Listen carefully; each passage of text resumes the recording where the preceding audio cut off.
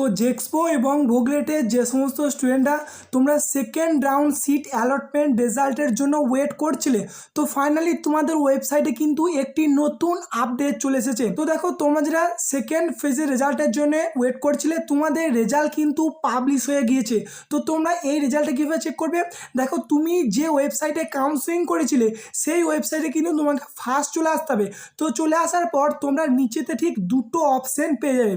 দেখো, একটা allotment result for first year এবং allotment result for second year. তো এটা কিন্তু তোমাদের পরে আপডেট হতে পারে, কিন্তু ফাইনালি লেটেস্ট আপডেট এটাই যে সেকেন্ড রাউন্ডের সিট অ্যালটমেন্ট রেজাল্ট কিন্তু পাবলিশ হয়ে গিয়েছে।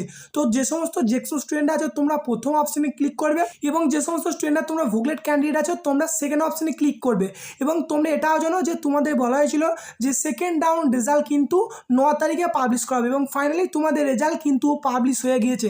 তো চেক করার জন্য তোমরা ফার্স্ট ক্লিক করবে। তো ক্লিক করার পর তোমাদের লগ ইনের পেজ কিন্তু ওপেন হয়ে যাবে।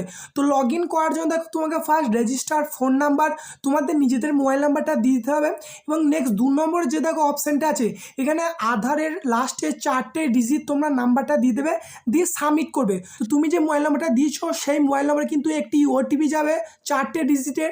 তো সেই ওটিপিটাকে বসিয়ে সাবমিট করবে। তো সাবমিট করলে তুমি কলেজ পেয়েছো কি পাওনি সমস্ত অল ডিটেলস কিন্তু তোমরা পেয়ে যাবে। তো রেজাল্ট চেক করার পর কোন স্টুডেন্টরা কলেজ পেলো, কোন স্টুডেন্টরা কলেজ পেলো না, যারা কলেজ পেয়েছে তারা কলেজে কী কী ডকুমেন্টস নিয়ে যাবে, তো সমস্ত এ টু জেড তথ্য তোমাদের পরবর্তী নেক্সট ভিডিওতে আপডেট দিয়ে দেবো।